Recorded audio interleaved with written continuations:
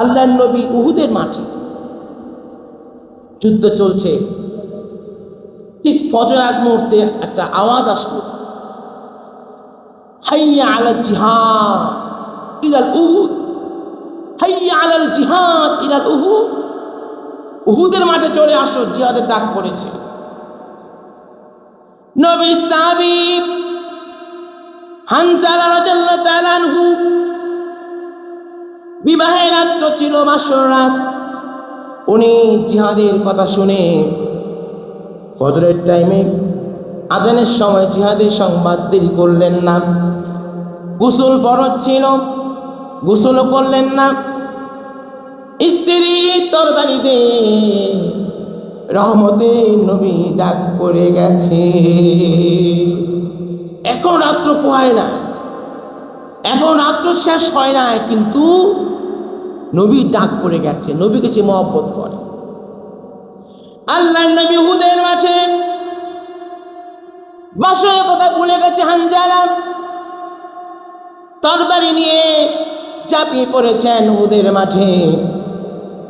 হাদিস শরীফে আসছে, উহুদের মাঠে হানজালা শহীদ হয়ে গেলেন। সুবহানাল্লাহ, উহুদের মাঠে হানজালা শহীদ হয়ে গেলেন। আর আল্লাহর মেহেরবানি, বাসর রাত্রে তার স্ত্রীর গর্ভে বাচ্চা চলে আসছে। সুবহানাল্লাহ,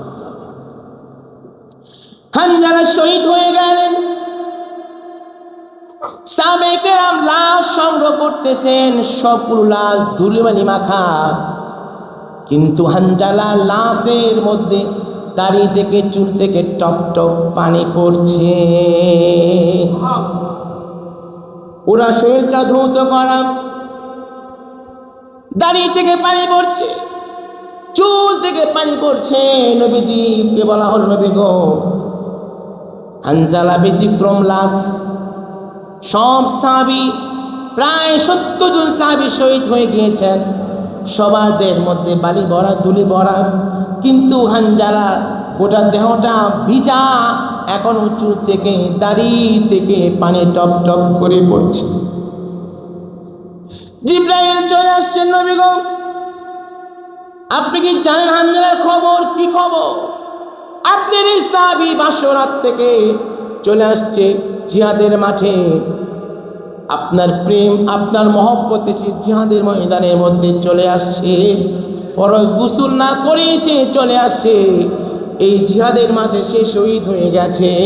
আল্লাহ বলে, ও ফেরেশতারা, দুনিয়ায় মানুষ মারা গেলে মানুষ গোসল দেয়, কিন্তু হানজালার গোসল তোমরা দিবা। হানজালার গোসল তোমরা দিবা।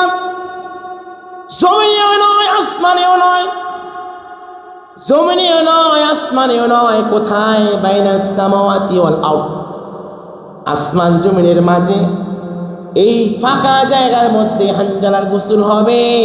ব্যবস্থাপনা আল্লাহ থাকবে, জান্নাতি পানি দিয়ে তার গোসল করাইয়া দিবা। জান্নাতি পানি দিয়ে গোসল করাই দিবা। আল্লাহ পাকের সিদ্ধান্তে ফেরেশতারা হানজালার গোসল করিয়ে দিয়েছে। আল্লাহর নবী অবাক হয়ে গেলেন। সাহাবায়ে কেরামকে বললেন, সাহাবীরা, আল্লাহ পাক তার নিজের দায়িত্বে ফেরেশতা দিয়ে হানজালার গোসল ব্যবস্থা করে দিয়েছে। এই হচ্ছে মহব্বতের ব্যাপার, নবীর মহব্বত। আবার দেখেন কি হলো, ওই দিন রাত্রে তার স্ত্রী গর্ভে একটা বাচ্চা আসছে, যে বাচ্চা ইমাম হুসেনের মহব্বতে পরবর্তী সময়ে শহীদ হয়ে গেছে। এগুলো নসিবের ব্যাপার।